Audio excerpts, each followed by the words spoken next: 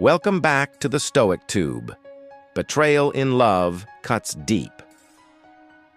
When someone you trust, love, and build your world around chooses deceit, it shakes your foundations. The pain of a cheating partner can leave you hollow, angry, and desperate for answers.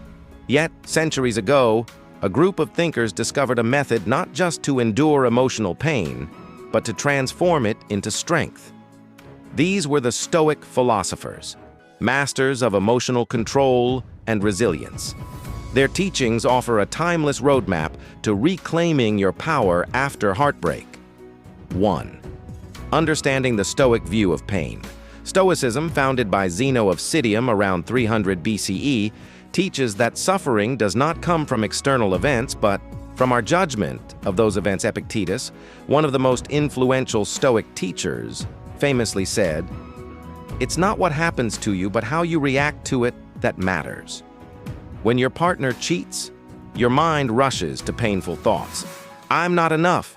I was betrayed. My life is ruined. But according to Stoic philosophy, the betrayal itself is neutral.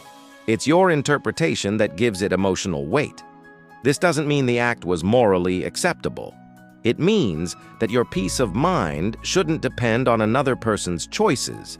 By separating what's within your control, your response, your perspective, from what's outside your control, your partner's actions, their honesty, their loyalty, you begin to regain emotional sovereignty. 2. Control what you can, release what you can't. Stoicism's central principle is the dichotomy of control. Everything in life falls into two categories. 1. Things within your control, your thoughts, actions, and values. 2. Things outside your control, other people's actions, the past, external outcomes. When a partner cheats, the first instinct is to ask, "Why did they do this?" Or, "How could they betray me?" But these are questions about what lies outside your control. They pull you into helplessness and rumination. Instead, Stoicism teaches you to redirect your focus inward. Ask instead, how can I respond with dignity? What can I learn from this pain? What values will I choose to live by now? Marcus Aurelius, the philosopher-emperor, wrote in his Meditations, "You have power over your mind, not outside events. Realize this, and you will find strength." When you let go of trying to control others and focus only on your inner world, you reclaim your peace. No betrayal can steal that from you. 3. The Stoic practice of negative visualization.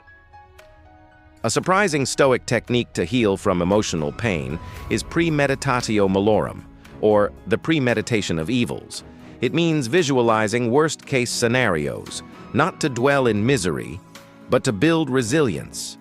For instance, imagine the Stoics visualizing loss, betrayal, or rejection as inevitable aspects of life. By mentally rehearsing the possibility of loss, they trained themselves not to be destroyed by it. Epictetus advised his students, "When you kiss your child, say to yourself, 'Tomorrow he may die.'" This wasn't morbid. It was a reminder that nothing external is truly yours. Everything is temporary, even love. When you apply this to betrayal, it helps you realize, my partner's loyalty was never mine to control. People change. Circumstances shift. What matters is my ability to remain steady no matter what happens. This mindset doesn't make you cold, it makes you free. 4. Emotional detachment, the art of inner freedom. Stoics practiced a kind of emotional detachment, not indifference but equanimity. They aimed to feel emotions without being ruled by them.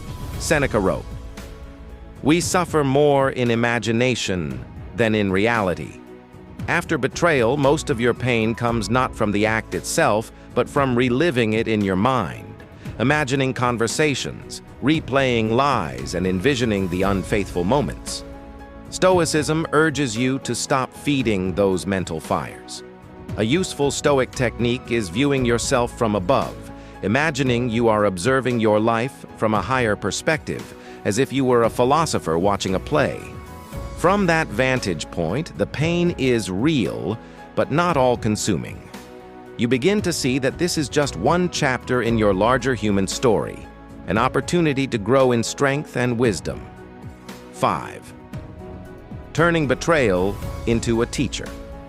Every hardship, according to Stoics, is a lesson sent by the universe to forge your character. Marcus Aurelius wrote, "The impediment to action advances action. What stands in the way becomes the way." This means that betrayal itself can become the path to your empowerment, if you choose to learn from it. Ask yourself, what did this experience reveal about my attachment to others' approval? What values do I need to strengthen? Self-respect, independence,